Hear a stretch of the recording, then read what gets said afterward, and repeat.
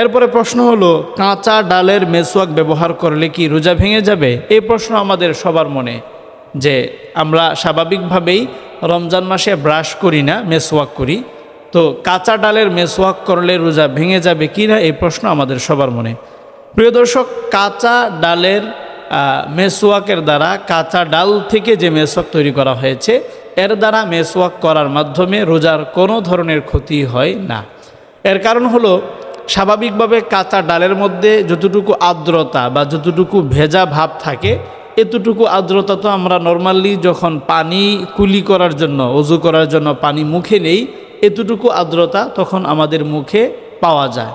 তো কলি করলে যেরকমভাবে রোজা ভাঙে না, ঠিক তেমনিভাবে কাঁচা ডালের মেসওয়াকের মাধ্যমে যতটুকু আর্দ্রতা আমাদের মুখের ভেতর অনুভূত হয়, এতটুকুর কারণে রোজার কোনো ক্ষতি হবে না। এরপরে প্রশ্ন হলো যে কানে, নাকে বা চোখে ড্রপ ব্যবহার করলে রোজা ভেঙে যাবে কি না। এটা একটা গুরুত্বপূর্ণ প্রশ্ন।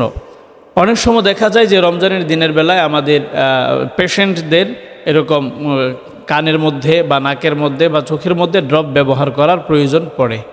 তো এক্ষেত্রে নিয়ম হচ্ছে, আপনি কানে অথবা চোখে যদি ড্রপ ব্যবহার করেন, তাহলে এটার কারণে রোজার কোনো ধরনের ক্ষতি হবে না। কারণ হচ্ছে, কান বা চোখের সাথে আমাদের স্টোমাক বা পাকস্থলীর ডিরেক্ট কোনো কানেকশন নেই, ডিরেক্ট কোনো সম্পর্ক নেই।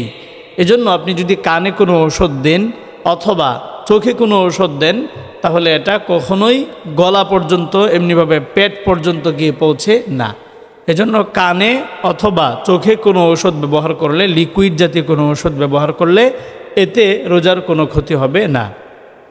তবে আপনি যদি নাকে কোনো ধরনের ড্রপ ব্যবহার করেন, তাহলে কিন্তু আপনার রোজা ভেঙে যাবে।